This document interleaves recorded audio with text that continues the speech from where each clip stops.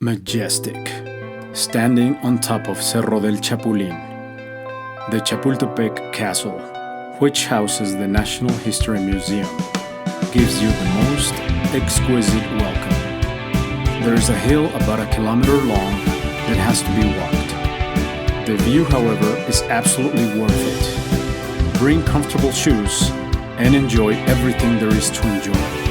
There is also access for the disabled and the elderly, and a train that for a moderate fee will take you to the castle entrance if you prefer.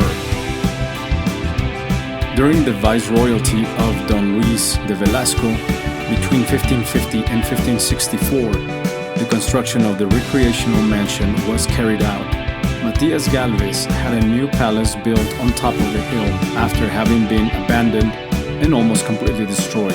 In 1785, under the government of the Viceroy Bernardo de Galvez, the construction of the new palace began. But the Spanish crown did not allow the project to be completed, and they tried, unsuccessfully, to auction off the work. In 1806, the City Council of Mexico City recovered it, thus preventing it from being left to private individuals. Just before arriving at the main entrance to the castle, there is the Caracol Museum, another site worthy of a detailed visit, and which I hope very soon I will bring right to the comfort of your home.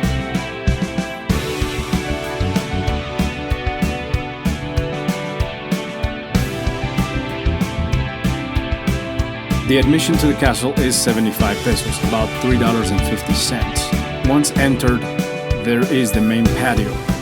From here, you can have one of the most spectacular views of the city. In the following video, I will show you. You cannot miss it. And by the way, if you enjoy these videos, subscribe. There is a lot more to come. This hill has a very long history. In the pre-Hispanic era, the site served as a place of relaxation for the Tlatoanis of that time, Moctezuma and Netzahualcoyotl. The old military school houses objects and images that narrate the history of Mexico from the time of the conquest to the 20th century. Its rooms address the different periods that the country has lived through, art and artifacts of daily life and the social, political, religious, and military features that shaped it.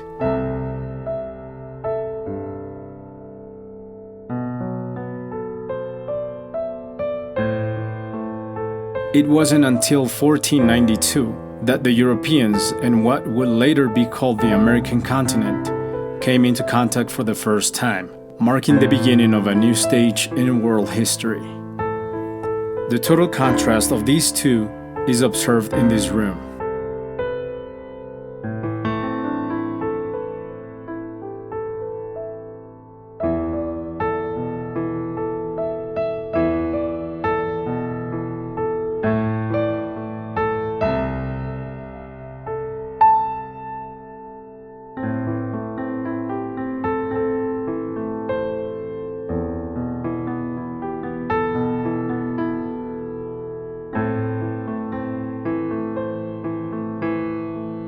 Over the course of 3 centuries, the foundations of a new town were shaped, that of today's Mexico. Indigenous, European, Asian, and African elements mixed to give life to a new multicultural and multi-ethnic society. These rooms cover topics such as evangelization and missions, the ideas that the New World provoked in Europe, the transformation of the territory, agriculture, mining, and commerce, the changes brought by the Enlightenment in America, and the new political and economic measures taken by the Crown during the last decades of the Viceroyalty.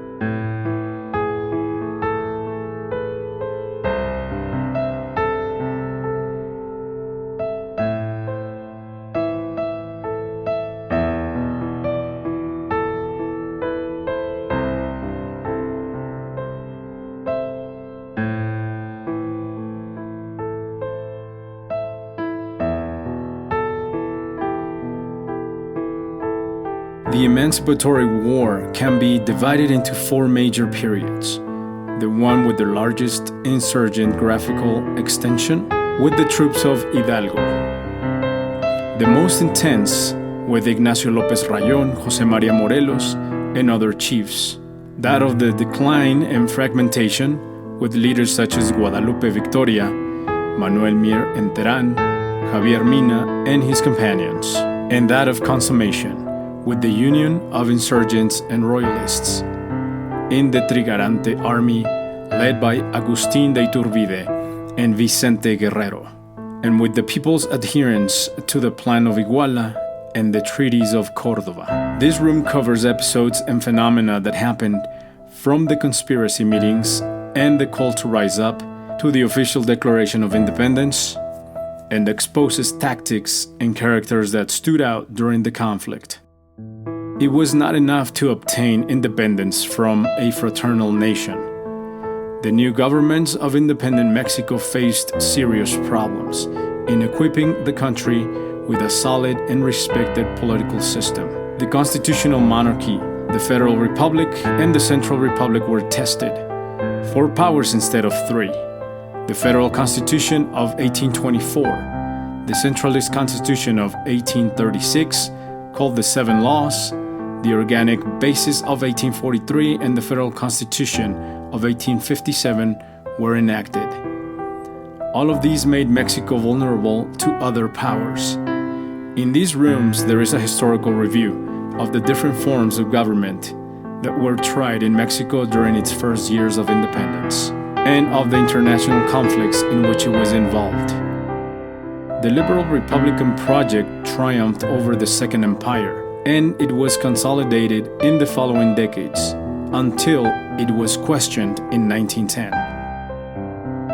Thanks to new laws and technical advances of the time, national political stability, and a favorable international context between 1890 and 1910, many factories, mines, and estates enjoyed a bonanza unknown until then.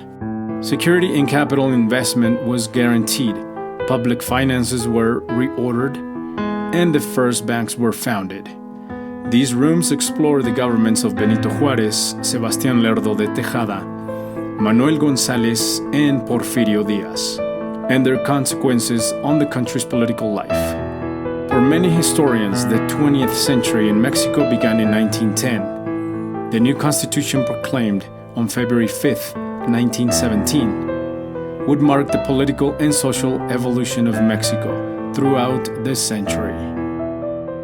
The goldsmiths and artists performed works that adorned the homes and people of yesteryear. This room is a sample of jewels and luxuries from the colonial and 19th centuries. Enjoy.